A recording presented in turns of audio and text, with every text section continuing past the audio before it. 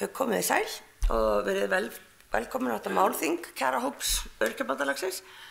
Ég afsaka hvað ég sein, það svona þegar tveir með ADHD ákveða að vera samferða. Þá fer yfirleitt allt úr skorðum hjá öllum, eða öllum, báðum. Mér langaði að byrja þetta málþing á að tala vissar hugmyndir. Öryrkjar hafa ekkert það að sneggja hver þeirra laun eru og núna mikil verkalýðsbarátta að gangi í samfélaginu, það eru verkföll og annað.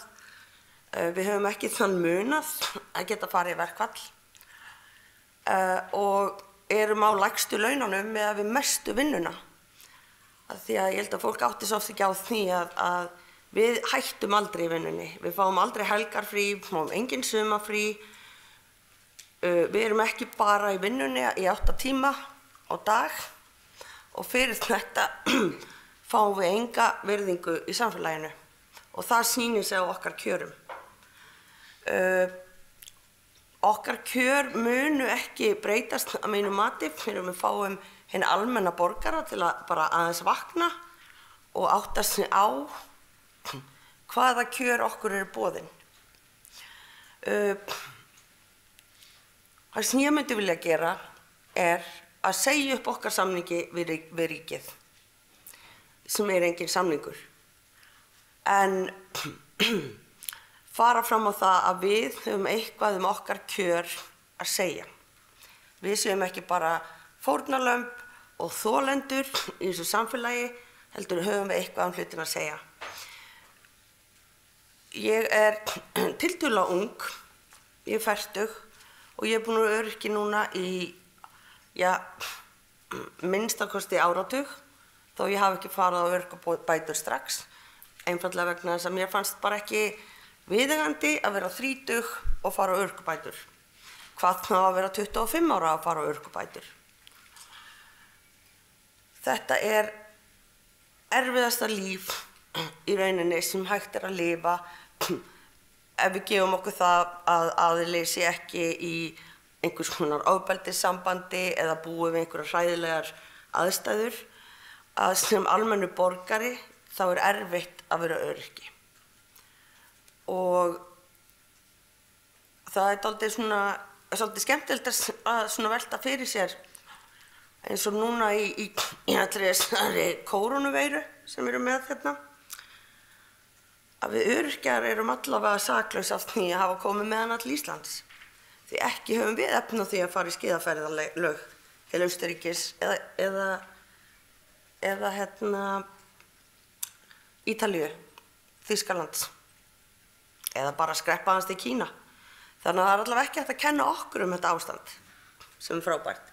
Maður sér í blöðum og viðtölum að fólk svona kvart undan því að þurfa að vera í sóttkví í 14 daga, megi ekki fara neitt, verði bara að vera heima hjá sér. Margir öryrkjar hafa verið svona í mörg ár, þetta kallast félagsleg einangrun og hún ömurleg, en þetta okkar líf.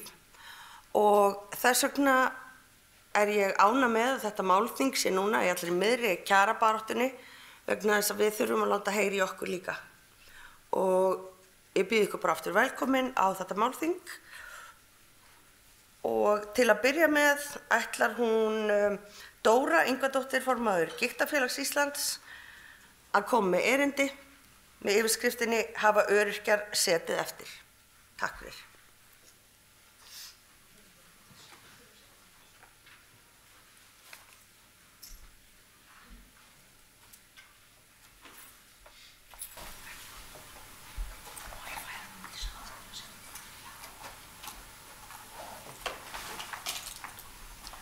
Vill þetta ekki koma? Tæknin eitthvað. Stríð okkur eins og sagt Ég veit ekki tæknin.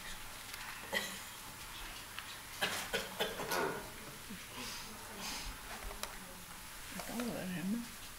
Jú. Já, en byttu að setja þetta upp á stóran. Ég sé þetta ekki sko. Setja þetta upp á stóran og ekki með þig. Já,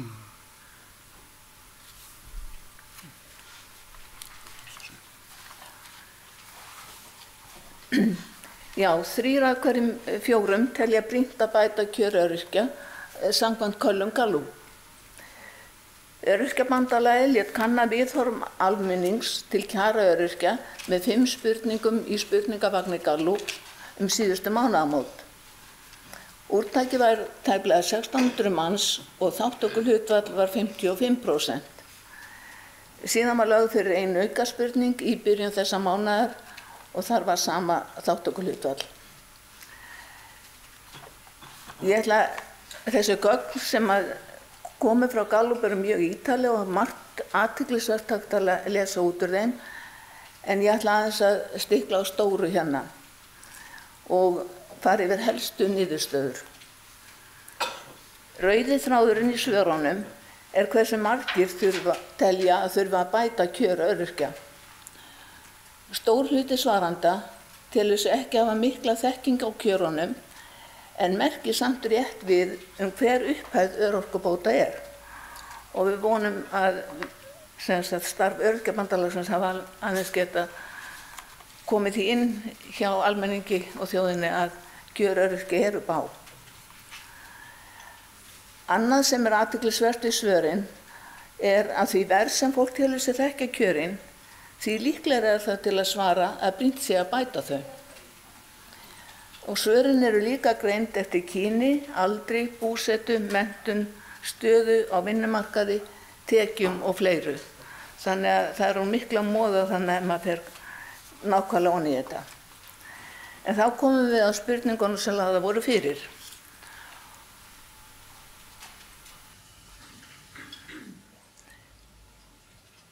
Það er svona þegar maður á tölvu sem maður þekkir ekki.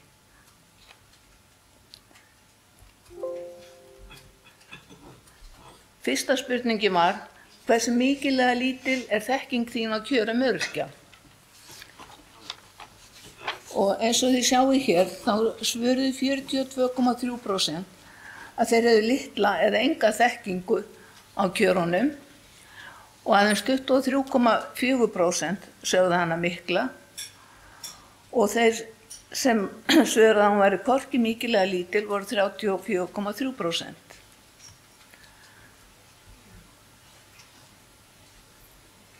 Spurning 2 var að þínu mati hversu góð eða slæm eru kjör öryrkja. Þar svaraði mikill meiri hlutin að 77,4% að þau væru slæm, þar af 30% að þau væru mjög slæm og aðeins 5% svöruðu að þau væru góð. Þarna kemur einnig fram að konur yfir miðjumaldri og með minni menntun eru meðvitaðri hversu slæm kjörin eru. Og 92% öryrkja segja kjörin frekar slæm eða mjög slæm og þarna líka athyglisvert að hátt í 90% svaranda við þessari spurningu telja sig hafa frekar mikla eða mjög mikla þekkingu á kjörum öryrkja. Þriðja spurningin hversu brýnt telur þú vera að bæta kjör öryrkja?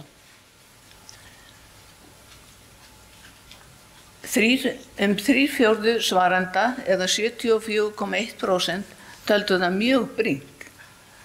Aftur athyglisvert að sjá hversu hátt hlutfall þeirra sem segja kjörin mjög slæm og frekar slæm telja brýnt að bæta kjörin. Þarna skora líka hátt sami hópur kvenna og við síðustu spurningu og líka öryrkjar.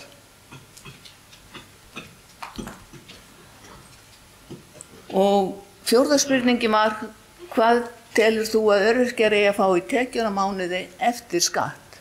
Það er óskertur örorkulífeyrir. Rúmlega 40% svara að tekjurnar séu 200 til 240.000 á mánuði, sem reyndan nærri lagi fyrir skatt en ekki eftir. En réttar upphæðir fyrir öryrkja án heimilisuppbótar á bilinu 221.000 til 236.000 og réttar upphæðir fyrir öryrkja með heimilisuppbót á bilinu 263.000 til 279.000. Og þá kemur að spurningunni, hvað telur þú æskilegt að öryrkja fá í tekjur á mánuði eftir skatt? 70% svarenda telur öryrkjar ætti að vera með yfir 300.000 krónur eftir skatt og þar að vera 40% sem telja að tekjurnar ætti að vera 350.000 krónur eða hærri eftir skatt. Yngsti aldurshópurinn, það er fólk á aldrinum 18 til 24 ára og með lægstu tekjurnar, nefnir þarna líka lægstu upphæðirnar. En staðreyndin sú að öryrki þarf að hafa 380.000 krónur fyrir skatt til að fá 300.000 krónur útborgaðar. Og svo kom hér að spurningunni sem var lögð fyrir núna í byrjun mánaðarins og var tekin sérstaklega. Og hún var svona, ef þú mistir starfsgetuna á morgun, hvaða fjárhæð eftir skatt myndi nægja þér til framfærslu á mánuði? Þar telja tæp 75% svarenda sem þurfa yfir 300.000 krónur eftir skatt. Þarna kemur líka fram að þeir sem hafi verið tekjuhærri telja sig þurfa meira ef þeir myndu missa starfsgetuna. 45% af yngsta aldurshópnum og sem í námi telur sig ekki þurfa meira en 200.000 krónur á mánuði. Væntanlega það fólk sem enn býr í foreldrahúsum og veit ekki hvað það að borga allar þessar föstu liði sem að svona venjulegt fólk og öryrkja þarf að standa undir. En þetta svona helstu niðurstöðunar úr þessu en það geysilega mikið fróðleik að finna í niðurstöðunum frá Gallup og mjög mikið hægt að greina út af því. Takk fyrir.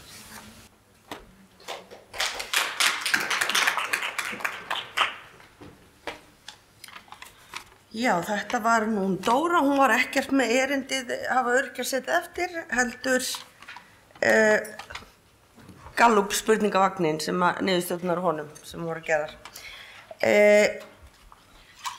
Áður en ég býð næsta aðila hérna upp, þá ætla ég að segja bara að það verður pallborð hérna eftir og við viljum gjarnan bara fá allar spurningar skriflegar.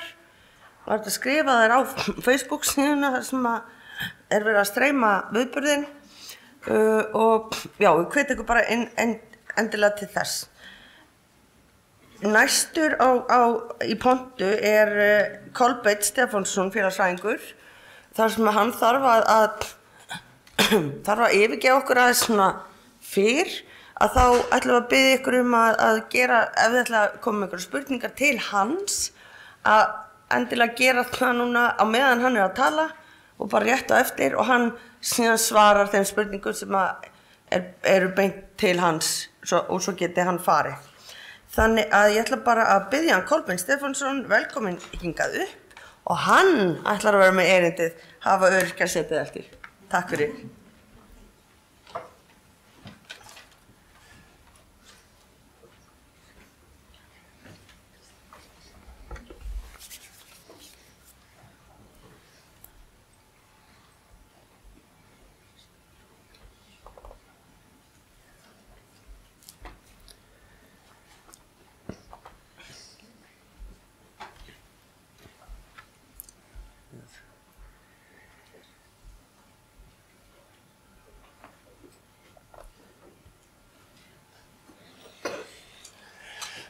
Komið sæl, ég vil byrja því að þakka kjarahópi ÖBÍ fyrir að efna til málþingsins og halda til streitu þrátt fyrir COVID-faraldurinn.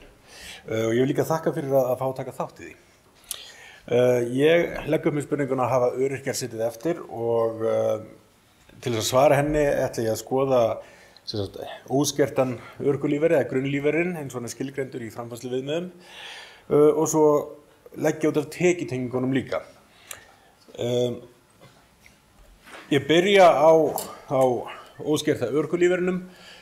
Ástæðan fyrir því að byrja þar að þessi óskerti örorkulífeyrir, við getum litið hann sem nokkuð svona grunnlaun öryrkjans. Hann samsettur úr 4 til 5 mismunandi liðum eftir því hvort að fólk býr eitt eða með öðrum fullanum einstaklingum. og hver og einasti liður hefur sína eigin skerðingamörk og skerðingahlutföll og annað slíkt og þetta spilar allt mjög sérkennilega saman með tekjum.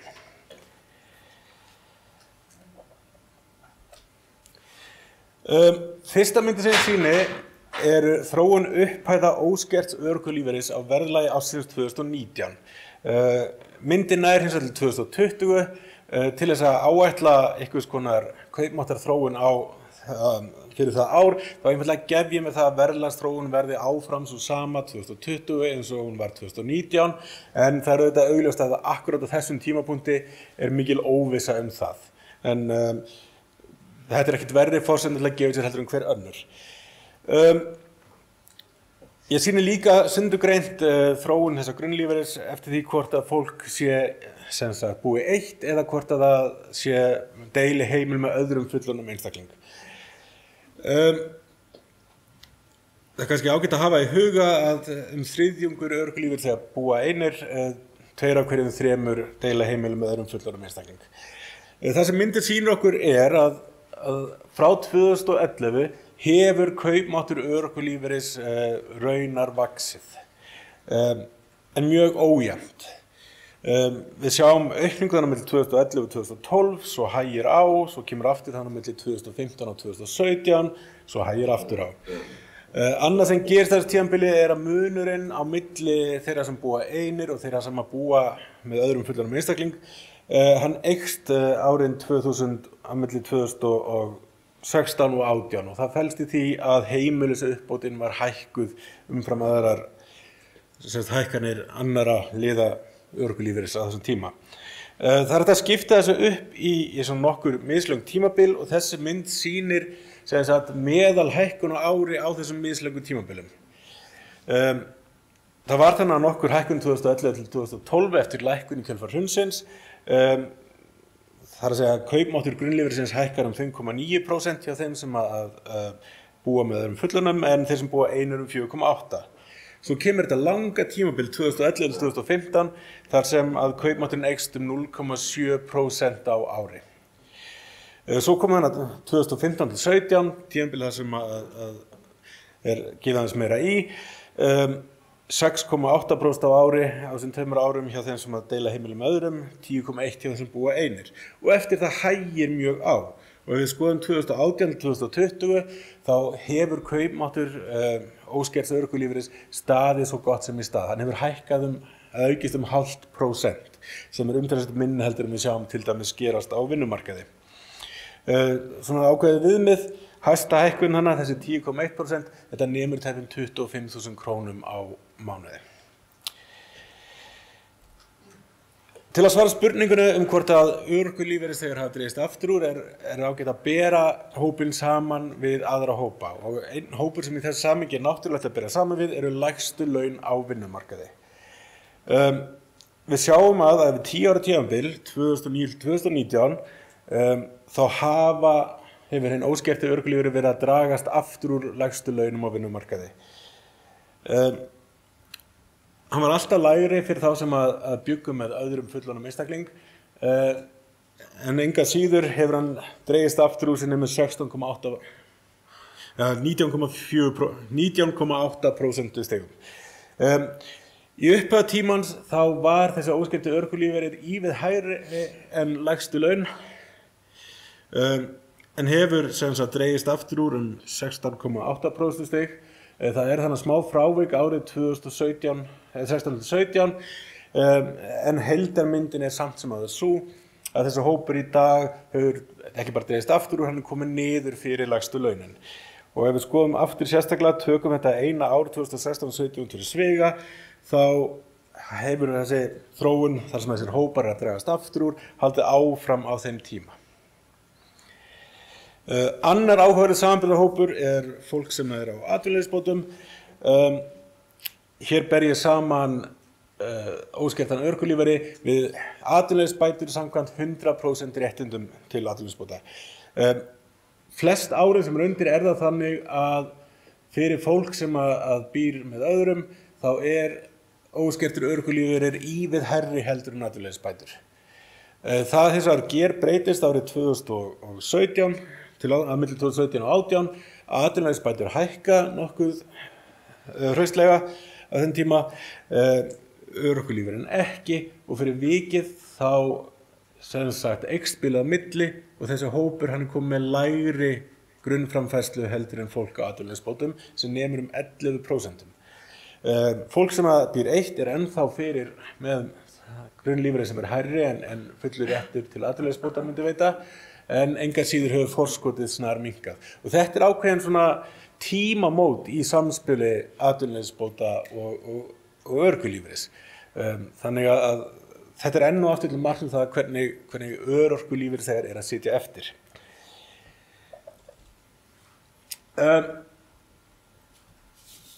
Það má alveg staldra við það að það ekki nema lítill hluti örorkulífeyrisþega sem eru á óskertum lífeyri.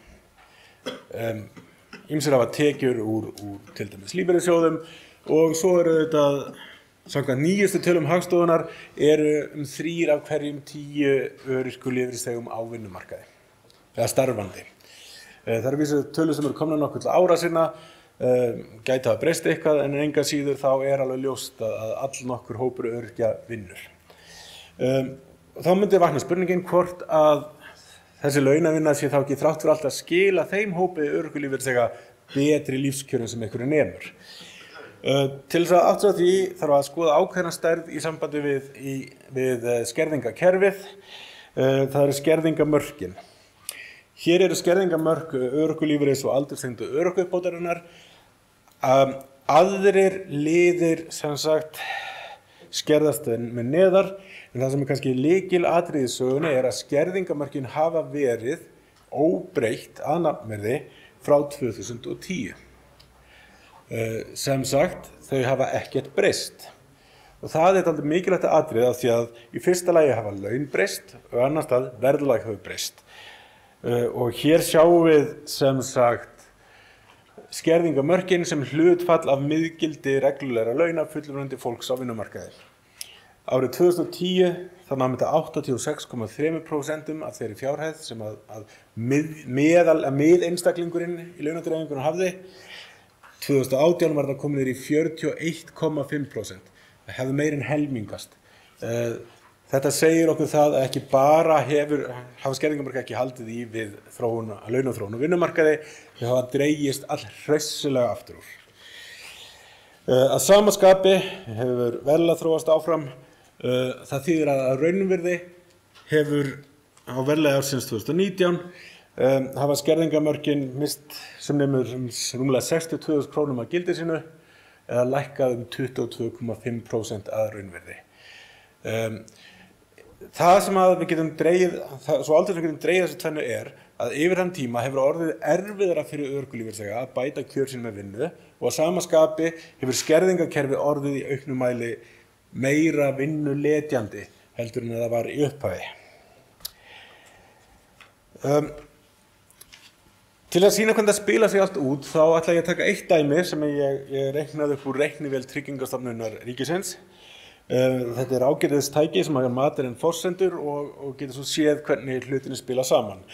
Ég gef mér ákveðna forstur sem það að einstaklingunum búi einn, þar sé ekki með annarri fullorðinni manneskju, sé barnlaus, ekki með hreyfihömlun, hafi orðið öryrki 20 ára, viðmiðunarárið núna 2020 og ég vil taka fram að þetta sýnir frekar svona hóflega mynd af skerðingakerfinu af því að einstaklingur sem öryrki 20 ára, hann nýtur í hærra mæli aldurstengdra örorkuuppbótar en þeir sem verða seinna þeir hafa hærra hlutfall af framfærslu uppbótinni svo kölluðu sem að það fyrsta sem byrjað að skerða. Dæmi sem ég fjalla þetta eins og hlutfall af starfi. Ég gef mér að starfið sé borgað í sama hlutfalli af lágmarkstekju tryggingu á almennum markaði. Það ekki alveg raunsætt að koma hlutastörfum af því að þau njóta ekki lágmarkstryggingarinnar eins og fólk í fullu starfi. En dæmið sýnir allavega nógu skýrt til að draga fram bæði hvaða áhrif eða hversu erfitt það fyrir örorkulífeyrisþega að bæta tekjur sínar með vinnu, en líka hvar þessir vinnuletjandi þröskuldar eða þættir skerðingakerfisins liggja. Þessi mynd, eins og hún núna, þá sýnir hún einfallega atvinnutekjur sem að öryrki samkvæmt þessum forsendum hefur með vaxandi vinnuhlutfalli. Fyrir hver 5% hækka atvinnutekjurnar 15.850 krónur fyrir skatt og fyrir vikið línan bara alveg bein. Ef að tekjutengingakerfið væri nokkuð vel hannað, þannig að það skilaði kjarabótum, þá myndum við gera ráð fyrir að það væri nokkur veginn samskonar lína sem við myndum sjá þegar við myndum setja inn ráðstöfunartekjurnar, nema kannski að hún byrjaði aðeins ofar og hallaði aðeins minna. Raunin ekki alveg sú. Við sjáum að við 20% starf þá eru frá 0 upp í 20% starf þá hækka ráðstöfunartekjurnar mjög hóflega, aðeins hraðar frá 20 upp í 35% starf og svo hægir enn meira á.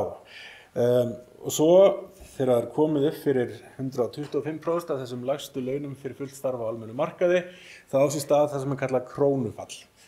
Krónufallið sem sagt punktur í tekjum þar sem að greiðslur frá Tryggingastofnun þær hverfa.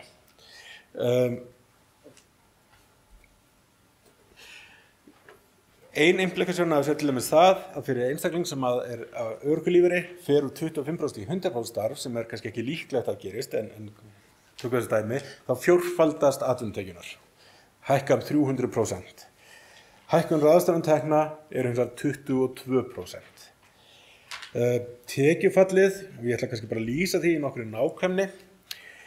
Örorkulífeyrisþegi sem hefur 407.033 krónur í atvinnutekjur, engar aðrar tekjur, fær 101.616 krónur frá Tryggingastofnun. Verði hann fyrir því óláni að launin hækki 1 krónu,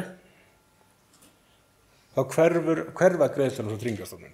Þannig að launin hækka 1 krónu, ráðstöfunartekjur einstaklingsins lækka tæpar 64.000 krónur á mánuði.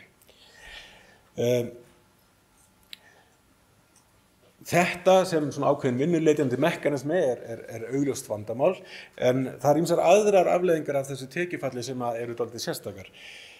Til dæmis eru vinnusamningar öryrkja háðir því skilyrði að þeir fái greiðslur frá Tryggingastofnun. Einstaklingur sem verður þá fyrir því óláni að launans fara yfir þennan þröskuld á ekki lengur rétt á vinnusamningi og getur þá mist vinnusamningin eða þarf að lækka við sig starfshlutfall. Það þýðir það segir okkur sjálfsér að sem einhvers konar úrræði til þess að auka virkni af vinnumarkaði fyrir öryrkja, þá þetta alveg gríðarlega vandræðaleg meinsemd.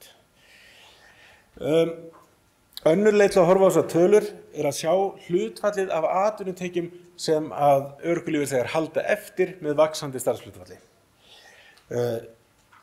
Við 20% starf heldur örorkulífeyrisþeginn eftir 22% af þeim atvinnutekjum sem að vinna sér inn. Svo kemur þannig að jákvæði staðurinn í tekjudreifingunni, þar sem að hlutfall verður hækkandi.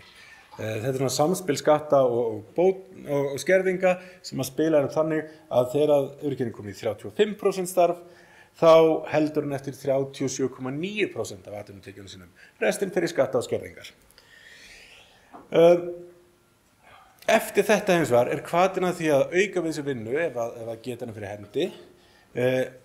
Hann fer mjög dvínandi af því að hlutfallið sem viðkomandi heldur eftir af vaxandi tekjum, það fer sífellt lækkandi þangað til komum svo aftur að krónufallinu.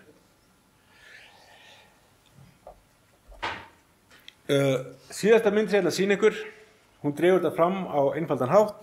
Þessi lína sem við erum að horfa á hér, hún sýnir okkur skattbyrði örorkulífeyrisþega miðað við starfshlutfall á þessum taxta sem ég nefndi áðan. Hún hækkar svona þangað til að kemur á krónufallinu, lækkar svo aðeins og heldur svo áfram að hækka. Gefum okkur að það var engar skerðingar, að örorkulífeyrisþegar héldu öllum sínum greiðslum frá Tryggingastofnun alveg saman hverja tekjurnar væru. Skatthlutfallið hækka, tekjurnar jú þrátt fyrir allt hærri og tekjufallsáhrifin hverfa. Hins vegar ef við hugsum þetta aðeins öðruvísi og hugsum þetta þannig að við tökum allar skerðingarnar, leggjum það saman við skattinn sem tekinn af örorkulífeyrisþegum í dag og skoðum sem hlutfall af atvinnutekjum pluss óskertum greiðslum frá almannatryggingum og þá sjáum við hvað samspil skatta og fyrst skerðinga hvað áhrif það að hafa á tekinar. Hver raunverulega, við kalla þetta nokkuð svona jaðarskattbyrði.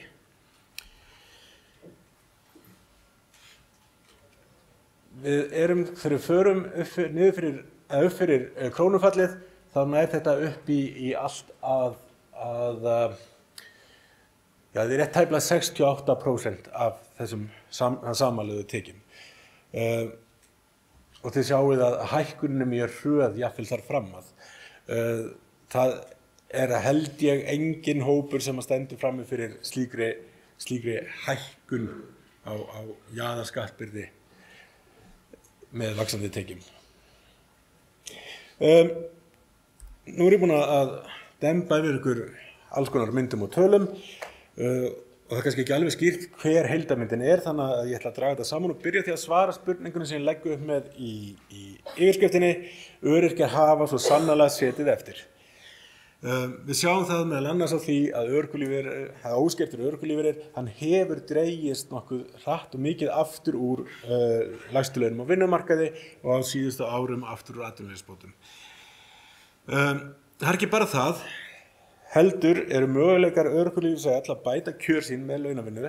Þeir eru mjög bágir og hafa versnað mikið á síðustu 10 árum. Og það einfaldlega skerðingakerfi sem kemur þar inn og svo staðreynd að skerðingamörk hafa hvorki fylgt verðlagi nýja launaþróun. Skerðingakerfið almennt mjög vinnuletjandi. Við sjáum það bara í því að örorkulífeyrisþegar halda mjög litlu eftir á atvinnutekjum sínum jafnvel þeirra bestlætur. En auk þess þá eru 2 þröskuldar í kerfinu sem að hafa sjálfu sér auka vinnuletjandi áhrif. Það þegar fólk fer umfram 35% af lágmarkstekjutryggingu á almennum markaði og svo auðvitað krónufallið. Og vinnuletjandi áhrif þessar skerðinga hafa farið vaxandi á síðustu 10 árum. Við höfum á undanfarnum árum haft mjög ríka áherslu á starfsendurhæfingu. Þessi áhersla á að reyna að koma fleiri örorkulífeyrisþegum út á vinnumarkaðinn.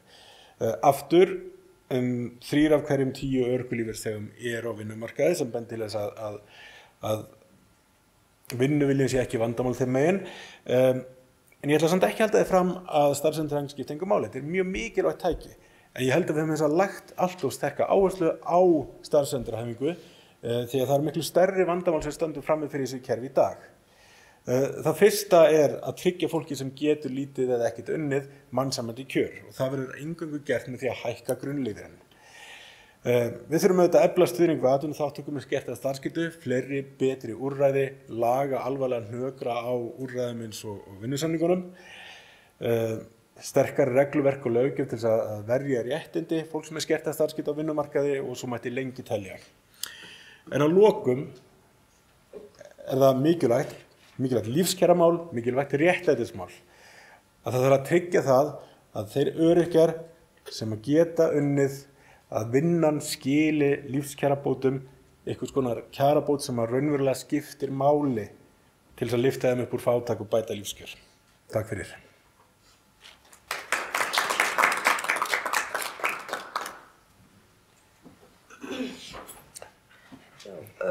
Þættinum hefur borist bréf. Það kemur hérna ein spurning til þín og hún þessi: nú ljóst að COVID-19 mun valda tímabundinni efnahagslægð. Munu stjórnvöld ekki nota þessa lægð til að fresta enn frekar, því miður, kjarabótum til öryrkja? Viltu hafa spurningum? Ég var eiginlega að fara í flæmingi af því að ég held að það sé betra að stjórnvöld svari þessar spurningu. Ég held að það sé mjög brýnt að við sáum mótvægisaðgerðir stjórnvalda kynntar í gær og það leggja gríðarlega sterka áherslu á að verja fyrirtæki og sem kannski ágætt svo langt sem það nær. En það vantaði dálítið mikið að það væri einhvers konar áhersla eða bara yfir höfuð fjallað á raunverulegan hátt einmitt félagslega þáttinn, stöðu launafólks, stöðu öryrkja, aðrara viðkvæmra hópa, hvernig ætlum við að bregðast við því. Það alltaf hættan þegar það dregur saman í efnahagslífinu að þá verði ráðist í það að þrengja að ríkisfjármálunum og það myndi hafa þá bein áhrif á ýmsa viðkvæma hópa sem að kannski reiða sig meira mæli á greiðslur frá hinu opinbera heldur en aðra. Já, það er eina spurningi sem við höfum fengið allavega. Þannig að, já. Það sé bara takk fyrir mig. Já, takk bara kærlega fyrir. Þetta var sem Kolbeinn sem þarf að fara. En nei, það hvarflaði náttúrulega ekki að okkur að fella niður viðburðinn. Við erum náttúrulega öryrkjar, við erum mjög þjálfuð í að umgangast veikindi, þannig að við erum ekki hrædd við ykkur á kórónuveiru hérna. En næst á dagskrá er hún Unnur Hrefna Jóhannsdóttir sem er meðlimur í kjarahóp Öryrkjabandalagsins. Hún er öryrki, kennari og blaðamaður og hún ætlar að koma og segja okkur svona, já, tala ýmislegt við okkur og erindi hennar heitir Flokkast viðunandi framfærsla undir mannréttindi. Sem er góð spurning, gjörðu svo vel Unnur.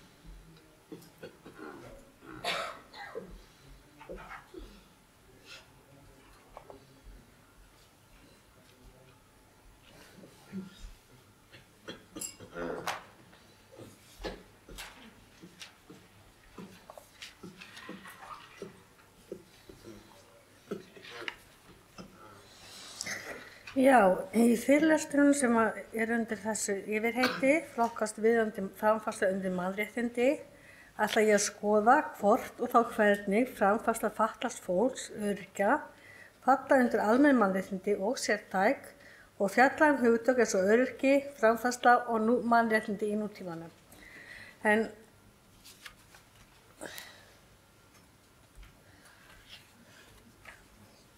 svo snemma. Þessi gæti að koma aðeins svo snemma en við bara bakka og áfram.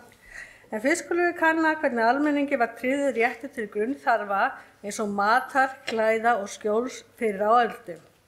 Þegar norrænir menn komu hingað til lands árið 874 höfðu þeir með sér hugmyndir að skipulagi landsins. Þeir stofnuðu fljótlega litlar stjórnsýslueiningar sem kölluðust hreppir en á meðal verkefna þeirra var að takast á við staðbundin vandamál íbúanna. Eitt af þeim var framfærsluskylda þeirra eða svokölluð fátæktarframleiðsla. Framfærsla, ekki framleiðsla. Því var meðal annars sýnt með því að bjarga þeim einstaklingum sem voru komnir í nauð vegna heilsufars eða fötlunar, svokölluðum ómögum. Réttur fólks til að lifa með reisn var oftast hundsaður. Framfærslubálkur var í fyrstu lögbókinni okkar Grágás. Samkvæmt henni var ómagi sá sem þáði framfærslu á heimil annarra. Mönnum bara að fylgja svokölluð framfærsluröð eða frumframfærsluröð, en þá kom fyrst fjölskyldan sem átti að sjá viðkomandi ef hann fatlaðist eða veiktist eða var á fátækur, þá ættin og svo loks var hreppurinn sá síðasti. Oft voru ómar miklu órétti beittir og næstu aldirnar breyttust fátt þrátt fyrir ný lög. Það er ekki fyrr en að líða tók á 18. öld að lögin ómoga þóttu ekki sæmandi út frá sjónarmið mannúðar. En það var í fullu samræmi við meginstef upplýsingaraldarinnar mannréttindi, jafnrétti og frelsi. En þrátt fyrir það urðu engar meginbreytingar á stöðu ómaga í samfélagi, til að mynda hvað varðaði kosningarétt, repúblikninga og hvernig fram við þá var komið. Lögin sem tóku árið 1907, fyrst ekki að tala lög sem var sett 874, og var lítillega breytt 1264. Að þótti mun mannúðlegri, það er ekki fyrir þá sem einhver mannúð kemur inn, og með þeim var lögð áhersla á að tryggja að þurfamenn skyldu ekki beittir órétti eða illri meðferð sveitarstjórna. Hreppaflutningar voru aflagðar 1935, aðeins fyrir 85 árum, og árið 1927 var gerð sú breytingartillaga að ríkið, sem nú var orðin sjálfstæð stjórnsýslueining, skyldi vera sameiginlegt framfærslufélag og hver og einn einstaklingur ætti þá framfærslurétt í sínu bæjarfélagi á grundvelli ríkisborgararéttar. Árið 1936 fengu svo loks samþykkt lög ríkisframfærslu sjúkra manna og örkumla. Megintilgangur laganna var að skapa heildstætt félagslegt tryggingakerfi og færa fátækra aðstoð sem mest til ríkisins. Fatlað fólk átti þó ekki rétt á framfærslu aðstoð ef aðstandendur gátu séð það. Þessi framfærsluréttur tók stórum breytingum á 20. öldinni, það er að segja síðustu öld. En á meðal þess sem má nefna þátttöku íslenska ríkisins í alþjóðlegu mannréttindasamstarfi, gildistöku stjórnsýslulaga og stofnun almenns lífeyriskerfis. En þá erum við komin að spurningunni, flokkast framfærsla undir mannréttindi? Áður en ég byrja á að fjalla það, því aðeins að fjalla þessi hugtök, því þeir eru fyrir það mikið í fyrirlestunum og betra að svona aðeins að fara í gegnum þau. Þá er það fatlað fólk og öryrkjar. Ég set þetta undir sama hatt og nefni það almennt öryrkja. Já, takk fyrir. Sem sagt fatlað, og ég set hérna upp glæru með skilgreiningunni. Já, fatlað fólk, öryrkjar, það eru þeir sem búa við langvarandi, líkamlega, andlega eða vitsmunalega skerðingu eða skerta skynjun og verða jafnvel fyrir ýmsum hindrunum sem geta komið í veg fyrir fulla og árangursríka samfélagsþátttöku til jafns við aðra. Það er svolítið meginatriði hérna. Hér verður hugtakið öryrki notað jafnt við þá sem glíma við sjúkdóma sem og fatlað fólk. Framfærsla. Hér er talað peningaframfærslu eins og örorkulífeyrinn. Og hérna telst hugtakið vera afhending þeirra gæða sem hverri manneskju eru nauðsynleg til lífsviðurværis, eins og til dæmis húsaskjól, fæði og klæði. Þá loks eru það mannréttindi. Mannréttindi eru alþjóðleg. Þau ná yfir öll landamæri, eiga við alla menningarhópa, alla hugmyndafræði og öll trúarbrögð. Þau eru alltaf réttindi allra einstaklinga. Mannréttindi gera fólki kleift að rækta og þroska með sér mannlega eiginleika og hæfni. Mannréttindi varðveita réttinn til þátttöku í samfélaginu. Í hugtakinu er einnig lagður lagalegur, stjórnmálalegur og siðferðislegur skilningur. Og þá komum við að íslensku stjórnarskránni og hvað hún segir framfærslu öryrkja. Réttur til framfærslu hér á landi er stjórnarskrárbundinn í 76. grein stjórnarskrár lýðveldisins Íslands sem er frá 1944. Þar segir að öllum sem þess þurfa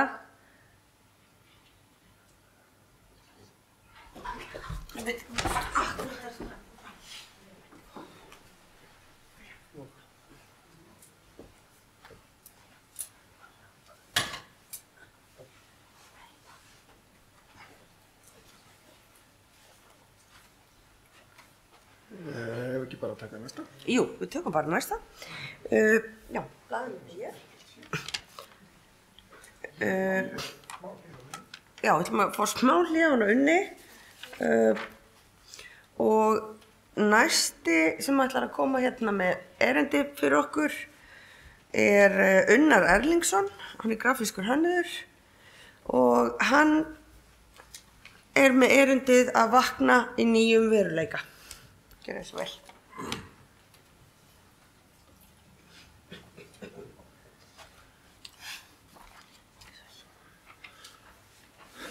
Já.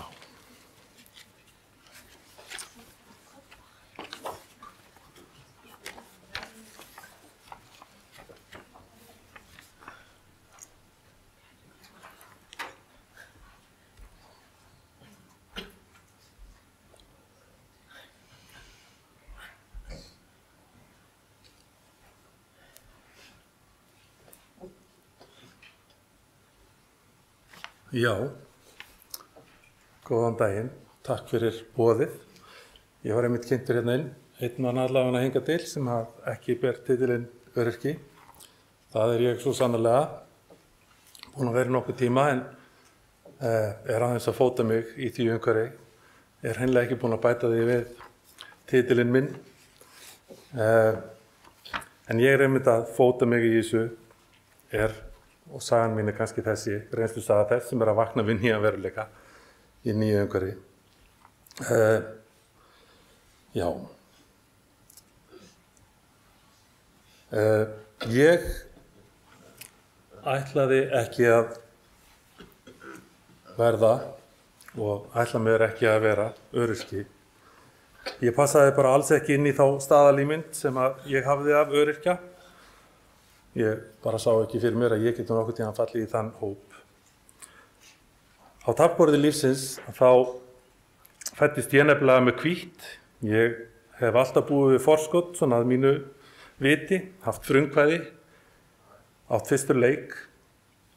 Ég virðist að hafa fengið sjálfstrausti í vöggugjöf, var snemma sjálfstæður, hef unnið svo lengi sem ég man, hóf eigin rekstur strax undir lok menntaskólagöngunar og flaug svo á vit ævintýranna, óttalaus og fullviss að hvað sem kæmi upp á taflborði lífsins myndi ég finna góðan leik og skáka þeim hindrunum sem fyrir mig voru lagðar.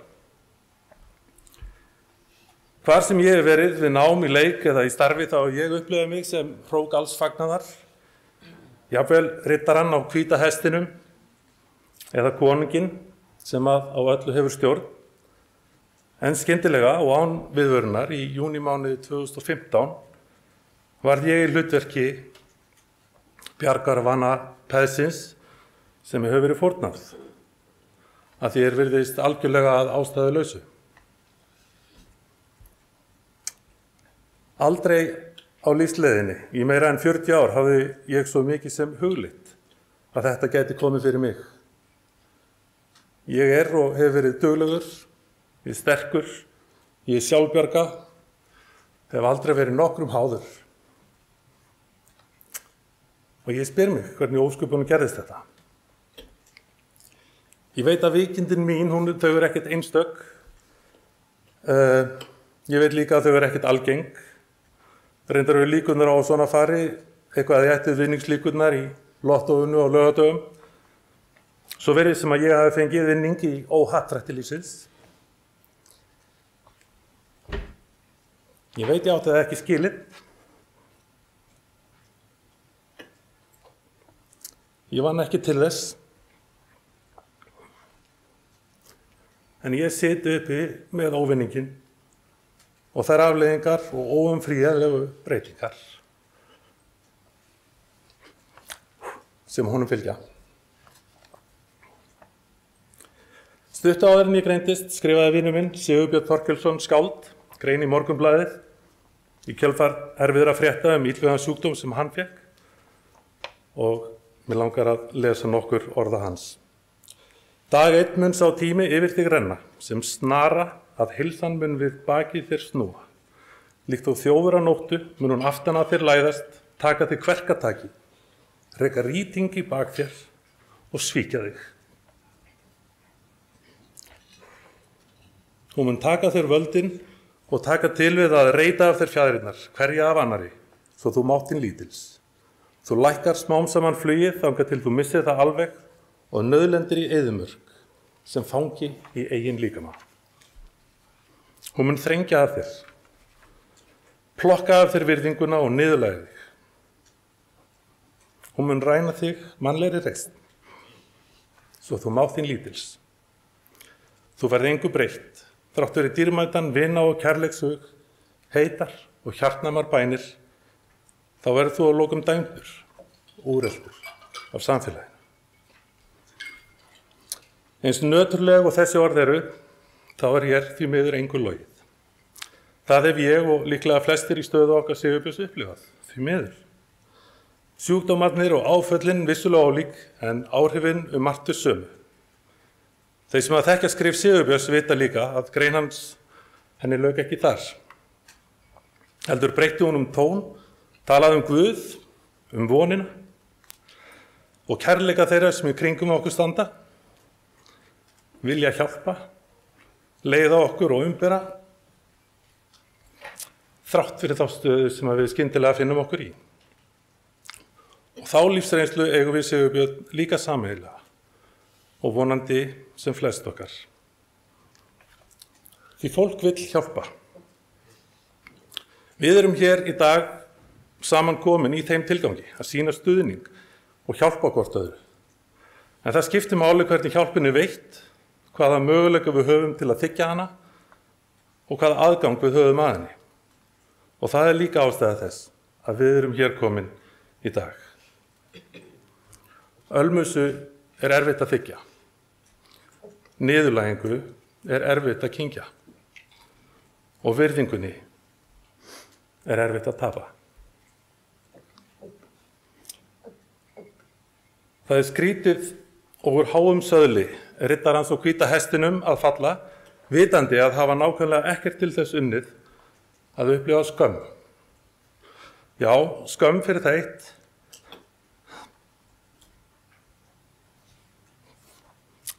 að þiggja hjálp í formi peninga, stuðnings til þess að eiga í sig á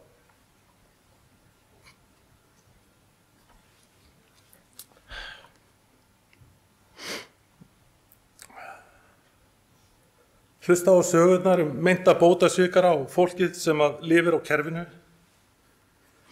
Kerfinu sem einmitt ég og þú komum á fót til þess einmitt að mæta fólki í okkar stöðu.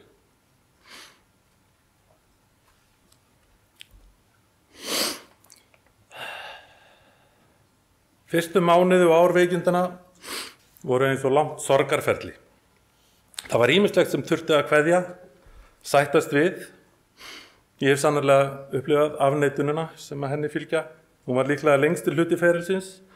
Svo var það reiðin sem að staldraðist upp við, en sorgin. Hún hefur líklega verið það sem að erfiðast hefur verið að yfirstíga. Það nefnilega ekki bara erfitt fjárhagslega að missa vinnuna, tapa fyrirtækinu sínu, sem fyllt hefur manni hálfa ævina. Það líka áfall félagslega.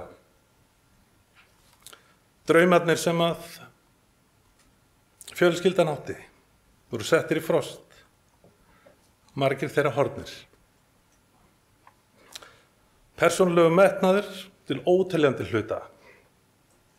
Gufað upp með orkuleysi og vanmætti.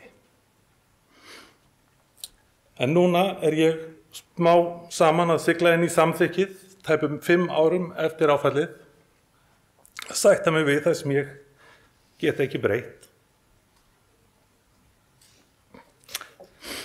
Reyna að gera eins gott úr því og mögulegt sem ég get gert og biðjum við til þess að greina þar á milli.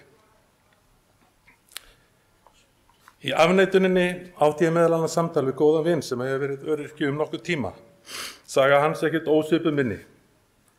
Þegar hann sagði mér hverjar örorkubæturnar væru sem að hann fékk, þá man ég að ég hugsaði að þær gæti ég aldrei þegið. Kannski var skömmin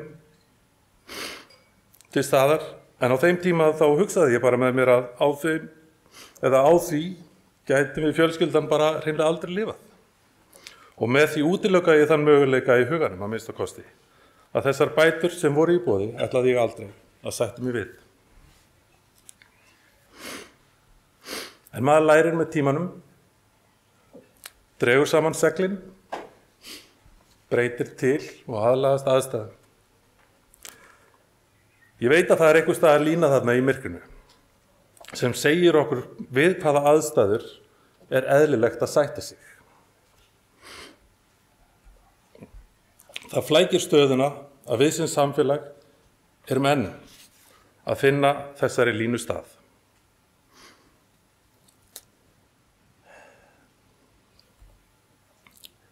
Ég get ekki látið hjá líða að nefna stuðning konunnar minnar og hennar stöðu á meðan öllu þessu hefur gengið. Augljóslega hefur áfallið og allar þær breytingar sem ég hef verið að takast á við hafa beinar afleiðingar fyrir hana. Mín tilfinning að staða aðstandenda á það til að gleymast í svona stormi. Þegar ég veikist var okkur nýfædd dóttur, okkar 3. barn.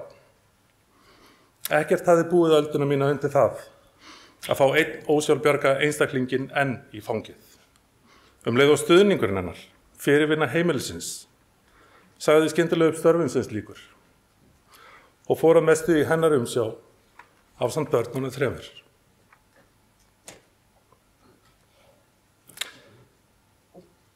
Ég var auðvitað með að sjá hvernig slíkar breytingar og aukið álag á nokkra mannesku getur verið banabiti fyrir jafnvel farsælustu hjónabönd.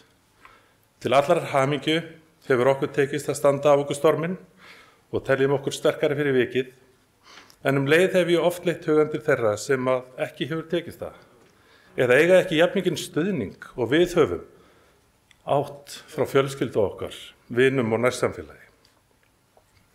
Því að við í þessu öllu vorum vissulega gripin af okkar nærsamfélagi, af samfélaginu okkar. En núna finnst mér svona eins og þessi komið af kerfinu okkar.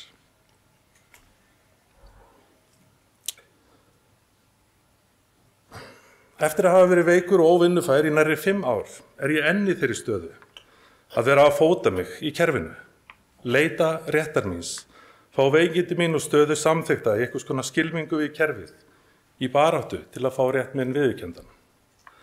Á þeirri vegferð minni hef ég ítrekað fengið að heyra að maður ætti nú ekki að bera sig vel. Ég ætti kannski að brosa aðeins minna. Það væri ekki vænlegt til árangurs. Eins og tilgangurinn sé að mjólka eins mikið og hægtur út úr kerfi, fá stöðu sína samþykta ekki eins og hún heldur eins og þeir sem á hjálpinni halda, hafa vald til að neitum hana, skilyrða hana og takmarka vilja heyra.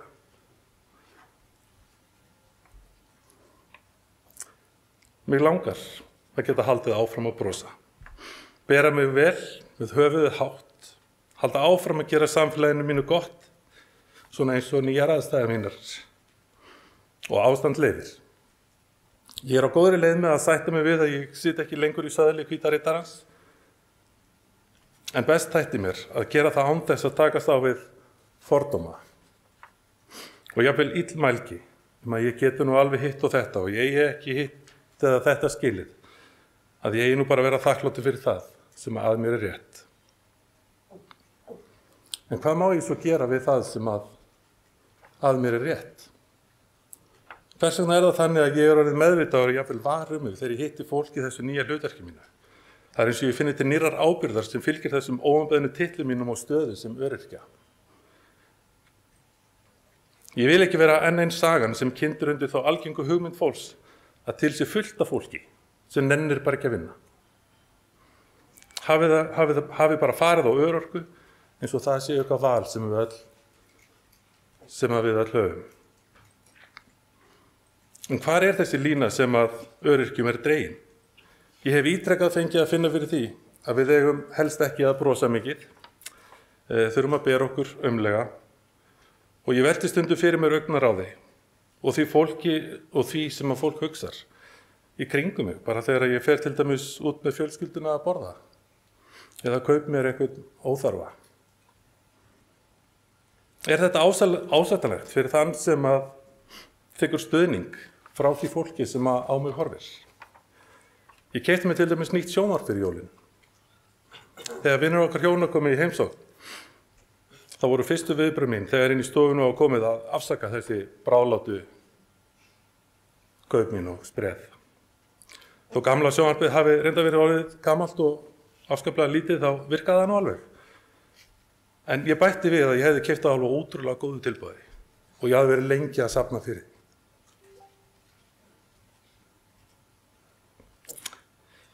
Ég spyr mig, get ég einhvern tímann með góðri samvisku?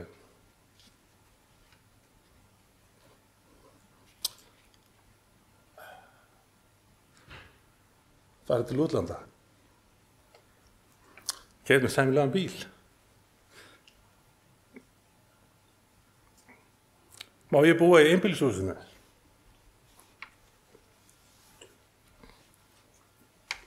sem að við höfum hörðum höndum unnið að eignast í 20 ár.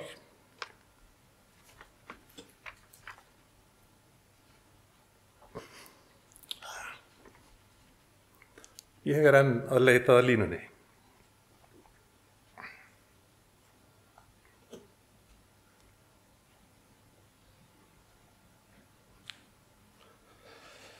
Ég veit að hún er þarna einhvers staðar í myrknu, verst að finna hana.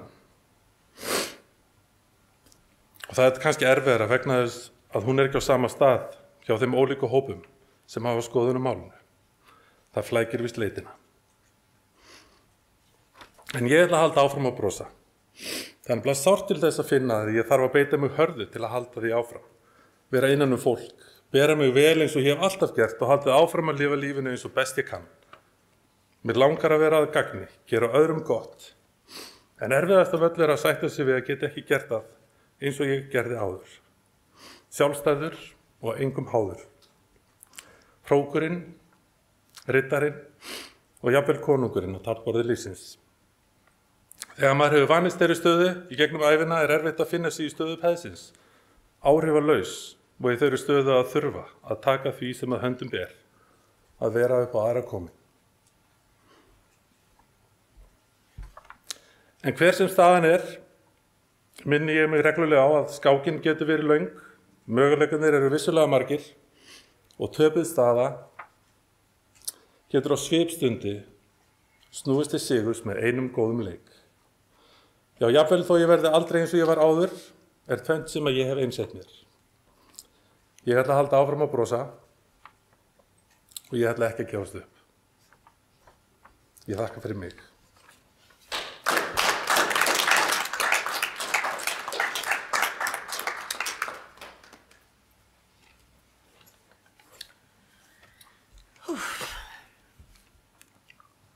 Þetta var ótrúlega erfitt að hlusta á og ég grét hérna í stólnum mínum. Ég tengi yfir rosalega margt þarna og það er svo ofsalega rétt að í baráttunum við kerfið þá eru styrkleikar oft að vinna gegn manni, eins og það að geta brosað, eins og það að reyna að klæða sig fallega eða þau veitir, allt þetta sem að okkur finnst ekkert skrítið að annað fólk geri. En á einhverjum ástæðum leið að maður á öryggi, þá má maður ekki gera svona hluti. Þá má maður bara vera einhver sem ber ekki virðingu fyrir sjálfum sér og engin annar þarf að bera virðingu fyrir heldur. Og það er sárt að vera í verst stadda hópnum í samfélaginu og þurfa að berjast á hverjum einasta degi. Af því við erum fólk sem höfum ekki endilega orkuna í það. En nú langar mig að bjóða annan meðlim úr kjarahóp öryrkjabandalagsins. Já, ok. Heyrðu, hún Unnur er komin hérna aftur og hún ætlar að klára hérna erindið sitt. Hérna. Okay. Já, gjörðu svo vel. Jæja, þá er ég komin aftur. Ég kem alltaf aftur, svo Margrét Mosdal segir, eftir smá flog. Truflaði aðeins bara svona. Já, ég var komin að réttur til framfærslu hér á landi er stjórnarskrárbundin í 70. og 6. grein stjórnarskrár lýðveldisins Íslands sem er frá 1944. Það segir að öllum sem þess þurfa skal í lögum tryggður réttur til aðstoðar meðal annars vegna sjúkleika og örorku. Á þetta stjórnarskrárákvæði reyndi ekki fyrir hinn svokallaði öryrkjadómur féll árið 2000. Í þeim dómi reyndi í fyrsta sinn á inntak 70. og 6. greinar stjórnarskrárinnar. Niðurstaða dómsins var í megindráttum sú að þau réttindi örorkulífeyrisþega sem fælust í almannatryggingalögum væru það takmörkuð, það er að segja almannatryggingalögin voru takmörkuð, að þau samrýmdust ekki þessari grein stjórnarskrárinnar. Það er svolítið merkilegt. Dómarar voru hins vegar ekki samráma niðurstöðuna. Helst var deilt hvort dómsvaldið hefði tekið sér vald löggjafans með því að ákveða hvað teldust vera lágmarks réttindi einstaklinga. En hvor hafði rétt fyrir sér? Mátti setja lög sem ekki féllu innan ramma stjórnarskrár? Ég auðvitað sammála meirihluta dómarana sem dæmdu öryrkjum í vil. Aðstofan sem veitt á grundvelli 76. greinar stjórnarskrárinnar hefur verið nefnd framfærsluréttur en eins og við vitum langt frá því að uppfælla þarfir öryrkja og hefur verið lengi.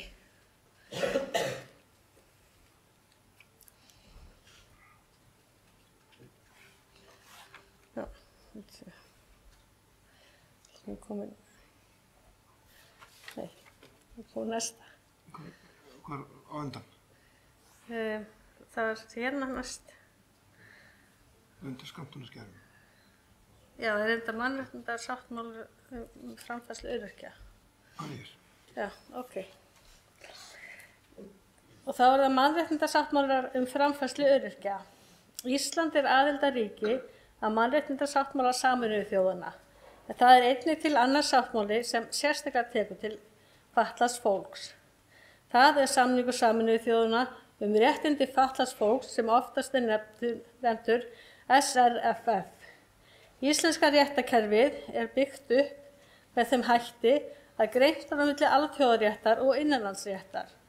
Fullgildir alþjóðasamningar hafa því ekki þótt fela í sér skýran rétt einstaklinga innan íslenska réttarkerfisins. Hins vegar er það viðurkennd lögskýringar aðferð á Íslandi að lög skuli skýrð með tillit til fullgildra alþjóðasamninga.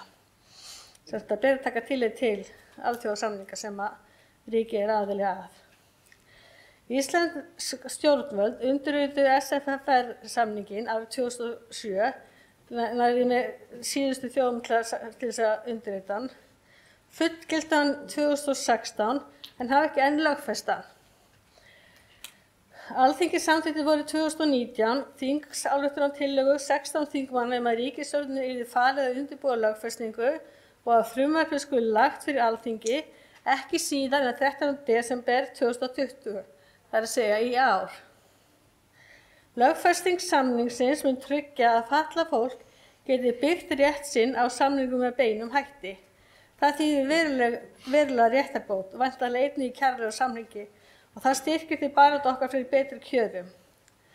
Undirritun, hún felur ekki í sér skyldu til athafna en fullgilding felur í sér að ríkið er orðið aðili að samningum og verður að undirgangast þær skuldbindingar sem í samningum felast.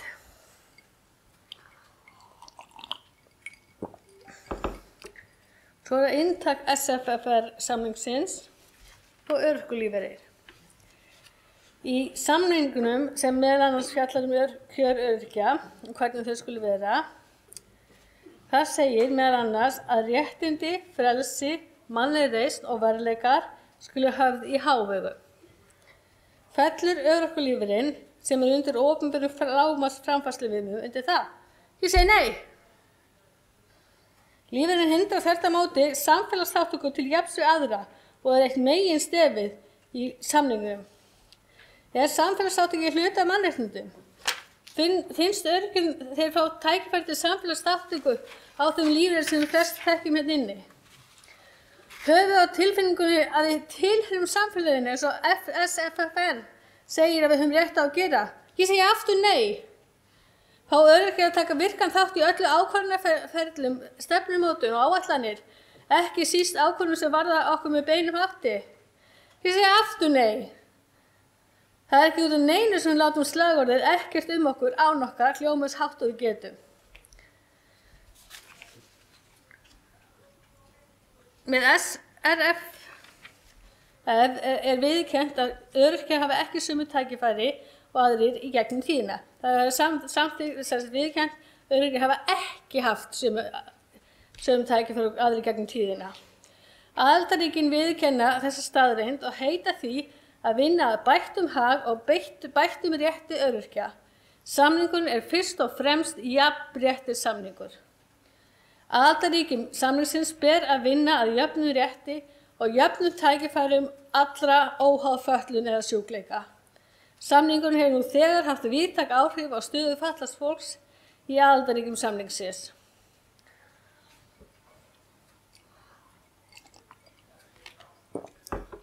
Í 28. grein SRFF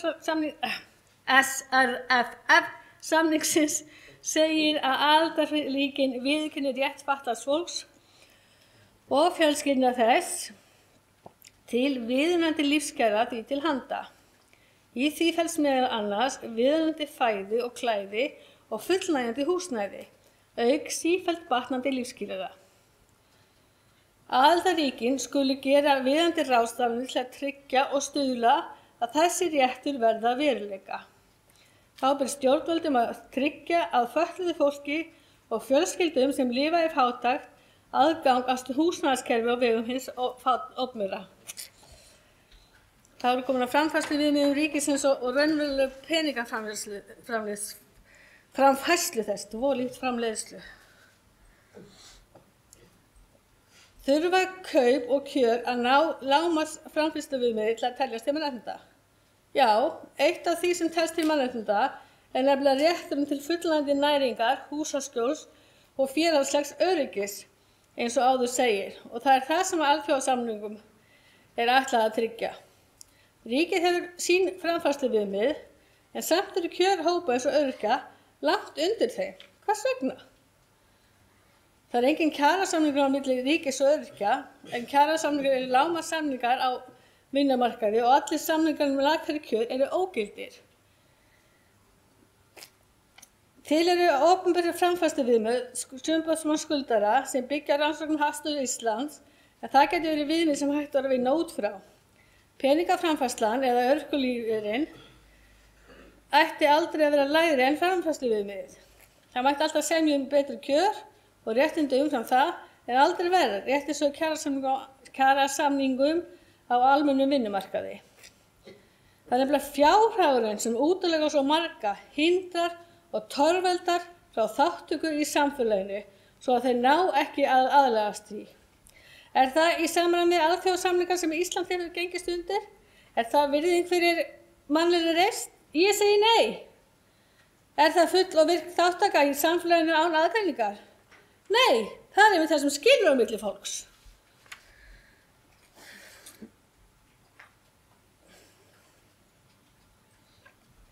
Svo eru komin að skömmtunartilburðum ríkisins. Daginn las ég grein sem velti undir uggum þeirri viðtekna skoðun að ójöfnuður sé óæskilegur. Þvert á móti var ójöfnuður talinn æskilegur. Á meðal röksemda var að rannsóknir sýndu ekki hvernig fólk færast á milli tekju- og eignahópa yfir ævina. Gögn séu iðulega rangtúlkuð með þeim hætti að samfélagið er satt skiptast í tvo hópa, þar sem annar býr við skort en hinn allsnættir. Ég tek alveg undir það, svo öfgakennt er samfélagið ekki. En það er þó engu að síður staðreynd að nokkrir hópar í íslensku samfélagi, því það búið við verulegan og ótrúlegan skort vegna lágra ráðstöfunartekna.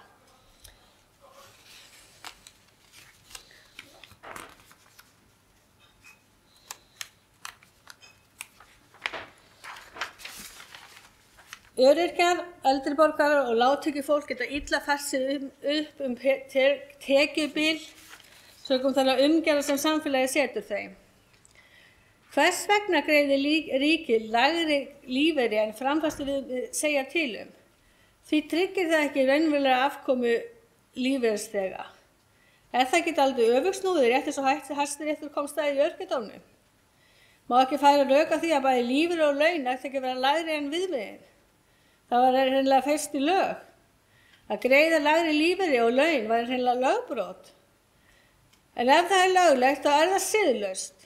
Svo siðvæðum peningaframleiðsluna. Við sættum okkur ekki við að sitja undir skömmtunardeild ríkisins, en hún skilir meiri virðingu. Sem aðildarríki að áðurgreindum mannréttindasáttmálum er íslenska ríkið að viðurkenna að öll eru jöfn fyrir lögum og eigum rétt á jafnri vernd og jöfnum hag án nokkurrar mismunar. Ég spyr hvers vegna hefur örorkulífeyririnn dregist svona aftur úr ef við miðum við lágmarkslaun og atvinnuleysisbætur. Er það meðvitað ákvörðun stjórnvalda? Ég kann að halda það. að litið sé á okkur sem ríkisómaga en ekki fólk með fulla réttindi eða mannréttindi. Því það er það sem við erum, manneskjur. Endurskoðun almannatryggingalaga númer 100 frá 2007 er brýn og þar mætti enn hafa leiðarljósi meginstef upplýsingaldarinnar, mannréttindi, jafnrétti og frelsi. Að lokum get ég ekki ályktað annað en að lífeyrir ætti að miðast við útreikning kostnaðar við lágmarksframleiðslu og lífeyrinn taka mið af því að minnsta kosti að vera hærra. Það tryggir betur að öryrkjar fái notið þess að taka þátt í samfélaginu á virkan hátt til jafns við aðra og lifa með reisn. Meginstefið í sáttmálanum SFFL sem hamrað er á er ekki má mismuna. Ekki má mismuna. Til jafns við aðra. Til jafns við aðra. En hvað gerir ríkisvaldið? Það gengur í fyrsta lagi gegn réttindum sem eiga að koma til strax eins og borgaraleg og stjórnmálaréttindi og öðru lagi réttindum sem eiga að koma í skrefum eins og félagsleg, efnahagsleg og fremst í flokki og það er fremst í flokki við að brjóta alla almenna mannréttindasáttmála og líka SFR. Eins og staðan er núna þá líta margir á okkur sem ríkisómaga, rétt eins og hreppsómagan forðum daga og við höfum upplifað það á eigin skinni. Við erum hunsuð. Við lifum ekki með reisn frekar en hreppsómagarnir.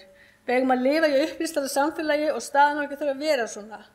Það þarf bara að vilja ríkisins til að afhenda okkur til gæði sem hverju mannesku eru til lífsviðurværis. Í SFFR segir að réttindi og frelsi, mannleg reisn og verðleikar eiga að vera í hávegum hafðir. En er það svo? Stuttasvarið er einfaldlega nei. Það hlýtur að vera megin niðurstaðan að vera svo að framkvæmd peningaframfærslu stjórnvalda nú brjóti í bága við stjórnarskrá og mannréttindasáttmála þar sem ætti ætíð að miðast við þarfir, sem sagt mannréttindi. Leyfum öryrkja að lifa án fjötra fátæktar. Við sættum okkur ekki lengur að lifa á loftinu. Viðeigandi framfærsla flokkast undir mannréttindi.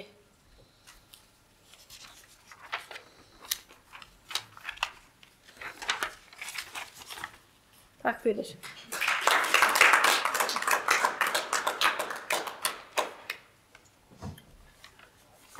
Ég þakka Unni alveg kærlega fyrir þetta.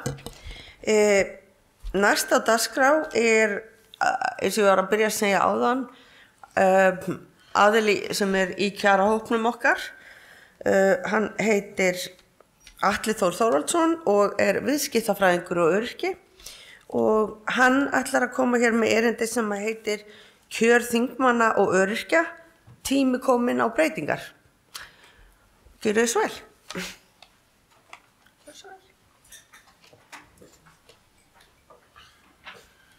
Takk fyrir.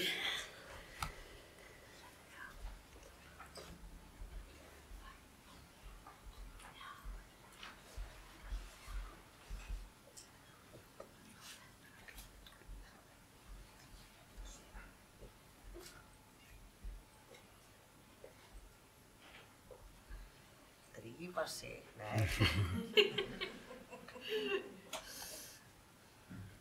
Þetta er komið.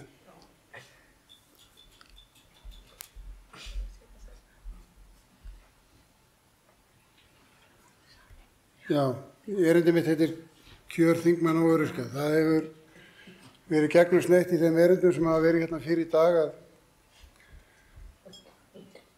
að skilningur stjórnvalda er lítill. Mér langar að senda skilaboð til þingmanna sem geta breytt kjörum okkar og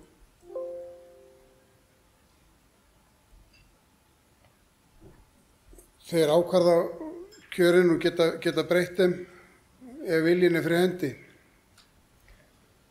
Mér langar að leggja út frá því hvort hægt sé að fá það til að skilja betur aðstæður okkar. Það er ekki að sjá að þingi sé mikill skilningur á okkar aðstæðum. En þetta eru þeir sem geta breytt þessu, það eru þingmennirnir okkar.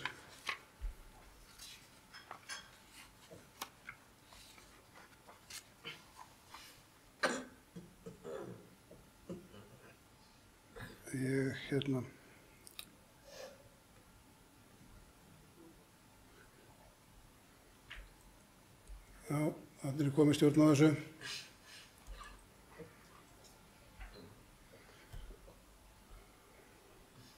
Þetta speglast vel í þeirri staðreynd að þrátt fyrir bág kjör hafa öryrkjar setið eftir lífskjörum, bæði hvað varðar laun og atvinnuleysisbætur, og bæði laun og atvinnuleysisbætur hafa hækkað mun meira en örorkubætur, hvort sem horft er aftur til hruns eða aftur til aldamóta. Þetta speglast vel í þeirri staðreynd að skerðingar eru með þeim hætti að öryrkjar geta varla bætt kjör sín með vinnuframlagi.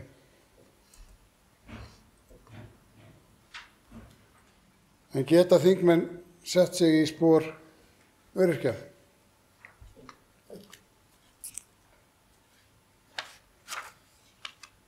Hvað ef kjör þingmenna verður sett upp í líkingu við örorkubætur?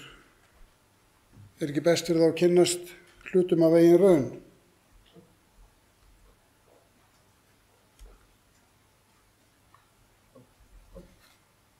Hvað ef laun þingmanna gætu skerst við aukatekjur eða vegna fjölskylduaðstæðna?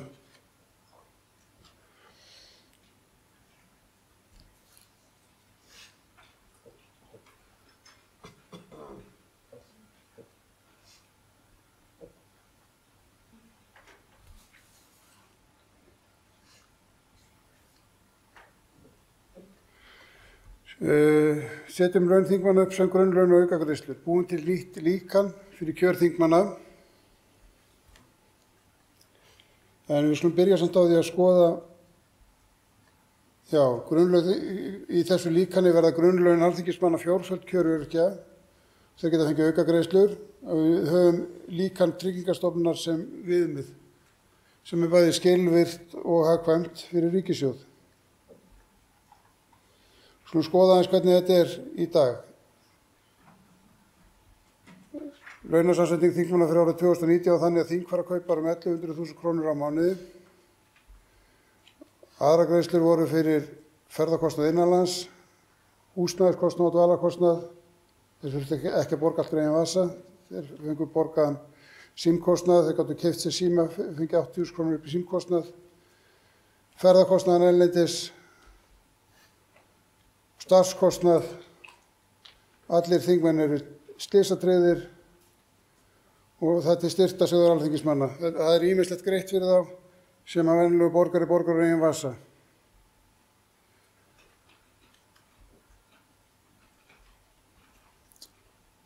Á síðast ári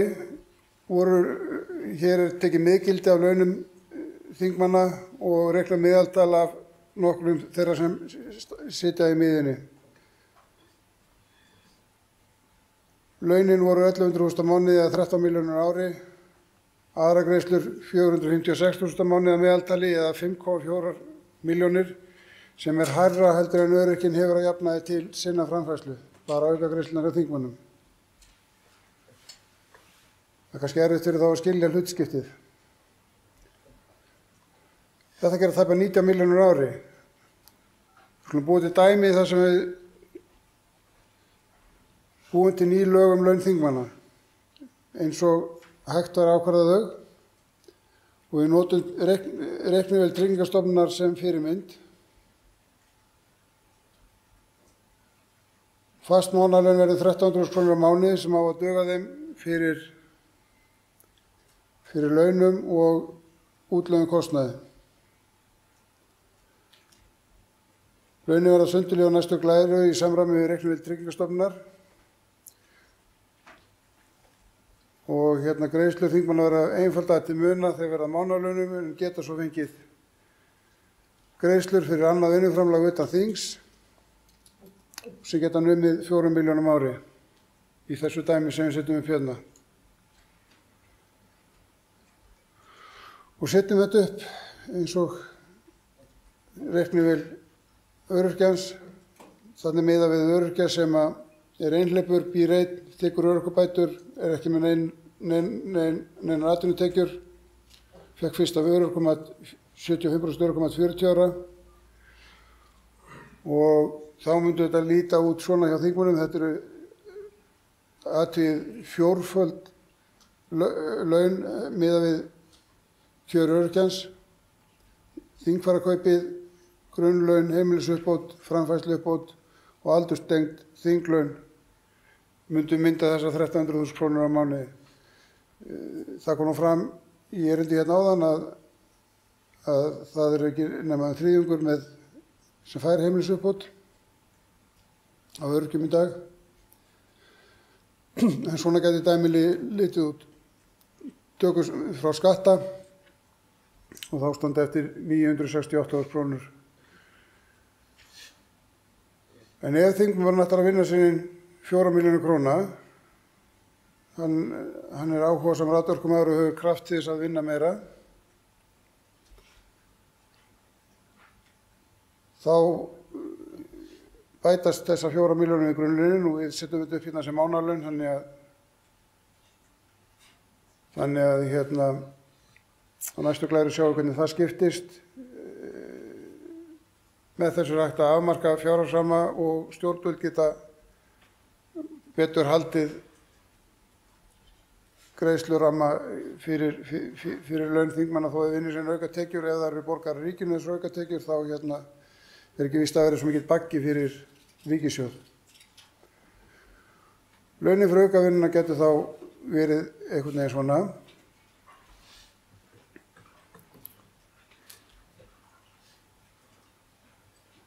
Grunnlaunin við að fá 4 milljónir aukalega á ári sem er deilt niður á mánuði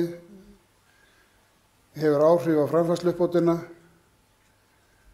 sem þýðir að í staðinn frá 1.300.000 á mánuði þá falla mánaðarlaunin niður í 1.084.000. En á móti koma 333.000 króna tekjur sem er 12 hluti af 4 milljónum.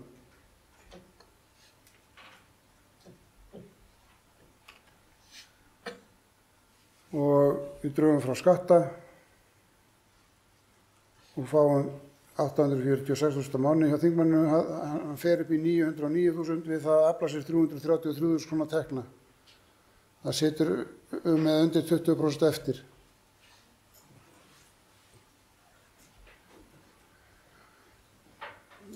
Við sjáum það að það er ekki mikið sem situr eftir í vasanum hjá þingmönnum fyrir að leggja sér vinnu til að afla sér 4 milljóna. Og þarna eru skerðingamörkin fjórfalt hærri miðað við skerðingu öryrkjans. Ekki bara launin, heldur skerðingamörkin líka. Og við skulum taka eitt skref í viðbót. Við skulum segja að þingmaðurinn sem er einhleypur eins og öryrkinn fari í sambúð. Heimilisuppbótin fellur þá alveg niður, framfærsluuppbótin lækkar og þá fáum við dæmi sem lítur einhvern veginn svona út.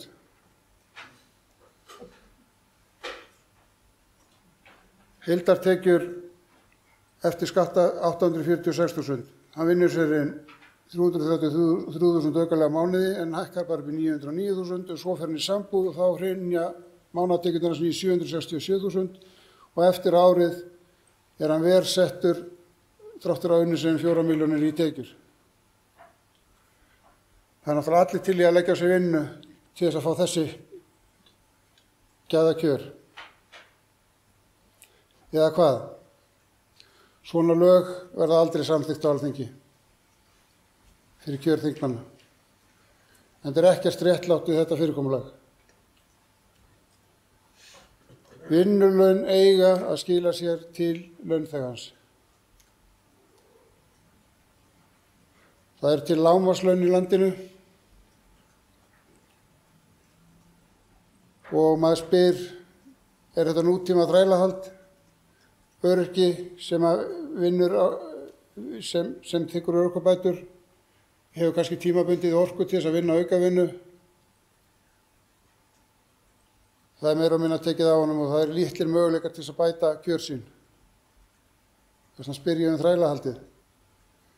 Öryrkinn er ekki að biðja um þingmannalaun. Hann er ekki að biðja 1.300.000 krónur á mánuði. Hann er að biðja betri kjör og geta bætt kjör sín.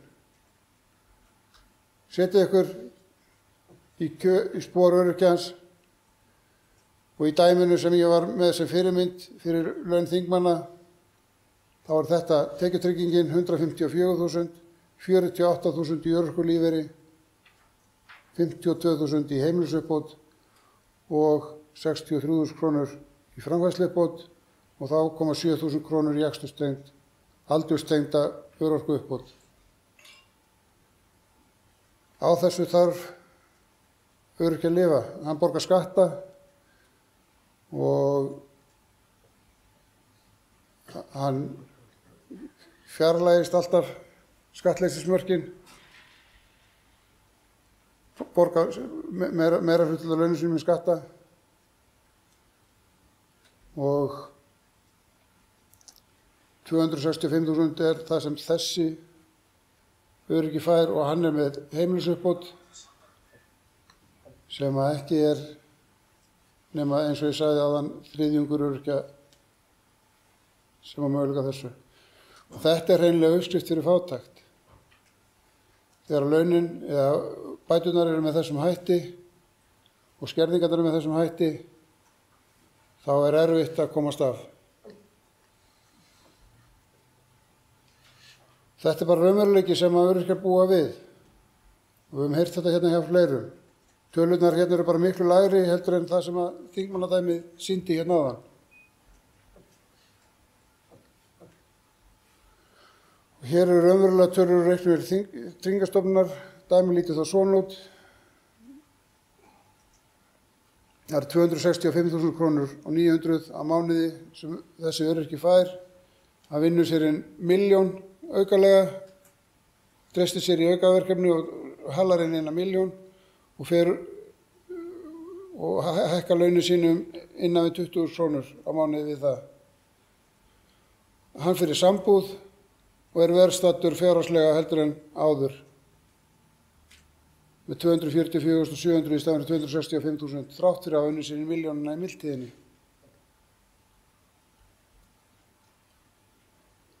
Aukavinnan skila tekjur lækkun sem nemur 21.000 krónum á mánuði ef viðkomandi skráir sig eða ekki í sambúð. Og ég spyr aftur, er eitthvað réttlæti í þessu? Örorka er og getur verið af misjöfnum toga. Hún er metin af læknum sem framkvæma örorkumat. Matið endurspeglar getu eða vangetu einstaklings til fullrar vinnu. Og örorkan er metin í prósentum. Örorka getur auk þess verið tímabundin, hún getur verið vaxandi eða viðvarandi. Hvernig sem stendur þá eigum við að geta bætt stöðu okkar. Margir öryrkjar glíma við fyrir utan heilsubrest, þunglindi vegna fjárhagsáhyggja og á erfitt með að berjast fyrir bættri stöðu sinni. Og það getur ekki verið sanngjarnt að þegar hann tímabundið getur af orku sinni gefið sér tíma til og orku til þess að vinna örlitla aukavinnu að það skilir sér ekki í vasann heldur sé það meira og minna skert. Viðhorf stjórnvalda þarf að breytast. Öryrki hefur skerta starfsgetu, hann býr við lyfjakostnað, lækniskostnað og ýmsan annars kostnað vegna heilbrigðisþjónustu, stoðþjónustu svo sem sjúkraþjálfun og fleira, auk þess að þurfa að framfleyta sér með hefðbundnum hætti. Stjórnvöld þurfa að sýna málefnum fatlaðs fólks skilning. Í langan tíma, í tíð margra ríkisstjórna, hefur málefnum öryrkja ekki verið sýndur skilningur. Það er bara staðreynd. Meira hefur borið á tortryggni.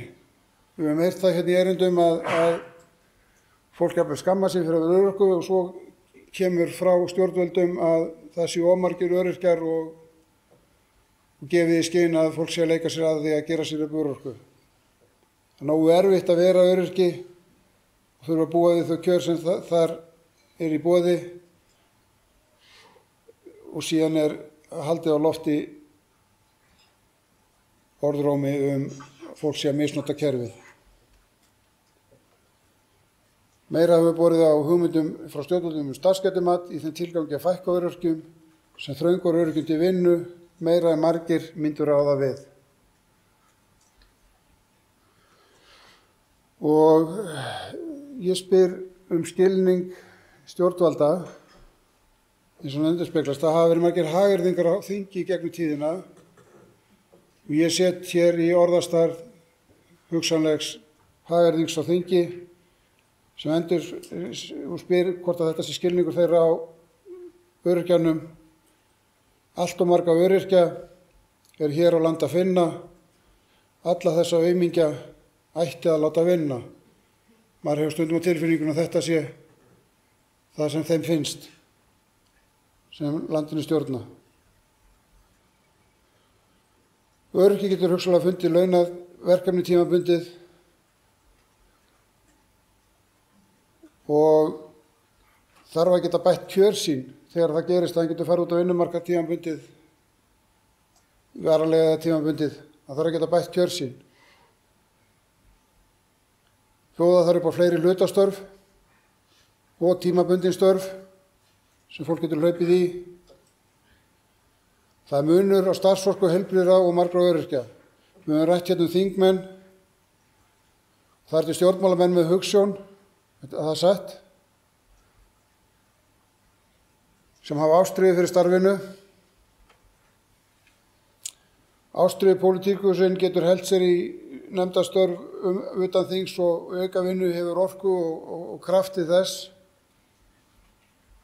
En það er ekki til ástríðu öryrki, það er engin öryrki ástríðu. Þegar öryrki hefur orku til að vinna aukalega á viðkomandi að fá bætt lífskjör fyrir viðvikið. Annað á ekki að koma til greina. Afnemum skerðingar öryrkja. Og lokum hafið öryrkja með í ráðum þegar unnið að kjörum þeirra, ekkert okkur án okkar. Takk fyrir.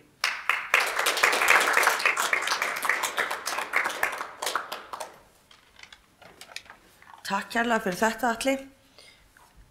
Þetta var nokkuð góð skýring, meira þess að fyrir svona fólk eins og mig sem skilur ekki tölur og alls konar. Þá meira þess að náði ég þessu. Þannig að við ætlum að fara núna í smá kaffihlé. Mér langar bara að benda ykkur á, ég er sérst með Tourette, allir hérna vita það væntanlega, og það er svolítið erfitt að vera með Tourette í samfélaginu núna, akkurat núna. Það er rosalega algengt að fólk með Tourette sem er svona hóstkæk og það er svolítið horft á maður bara eins og maður eigi bara heima hjá sér, bara ekki vera að smita með á koronavírus, bara sorry. Þannig ég er sem búið með þetta skilti bara, ég er með Tourette. Já, við ætlum að taka bara núna 20 mínútna kaffihlé og veitingar hérna aftast í salnum og bara verði ykkur á góðu.